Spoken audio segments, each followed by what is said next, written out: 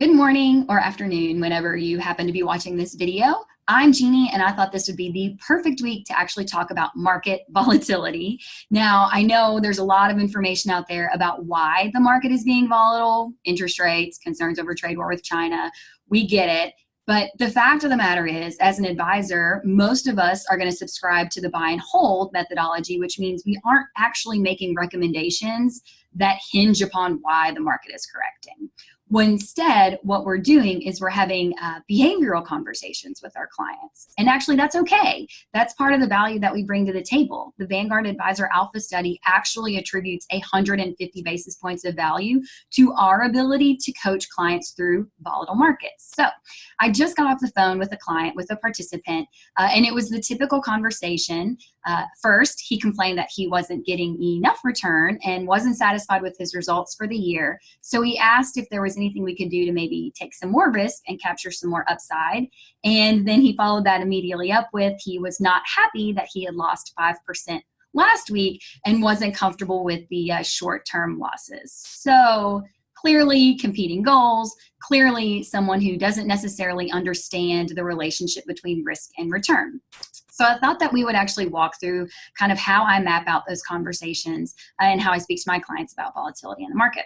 So the first thing that I do is set expectations that they are not going to like what I'm about to tell them. Clients call you because they see an issue, they see a concern, and they want you to have a solution. They want you to address it. They want you to come back with a concrete recommendation to say, I saw this and I fixed it. And unfortunately, I'm not going to be able to provide that to them. I'm going to have the typical stay the course conversation that most of you out there will have. And I like to go ahead and warn people when they call in, you're not going to like my answer. It's not sexy, but it's the right one, and I believe in it. The next thing I do is give them data points, a little bit of historical data, because here's the problem. All of us right now have a recency bias. We have had a positive market for 9 years. Last year was so smooth that people aren't comfortable or they don't remember volatility, right? So I just remind them, last year was weird. Last year was the abnormal year.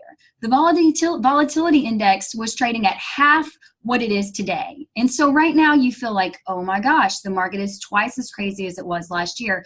But historically, we really aren't near our highs.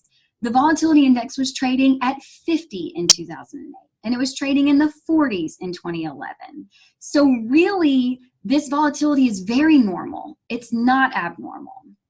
And then I give some future data points. The average investor is going to have 11 market corrections and 8 bear markets in their investing lifetime.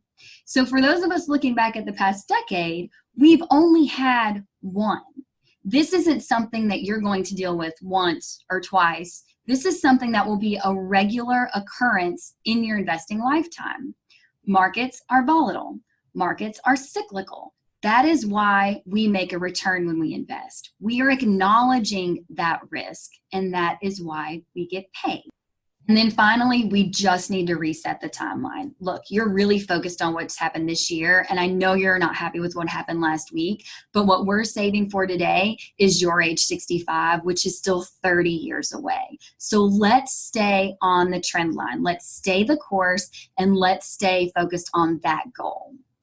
So that's the conversation that I have. I would love to hear what comments you're bringing to your clients and what data points you share with them. Sound off in the comments below. We can start a really good dialogue about this. Thanks so much, everybody, and have a great week.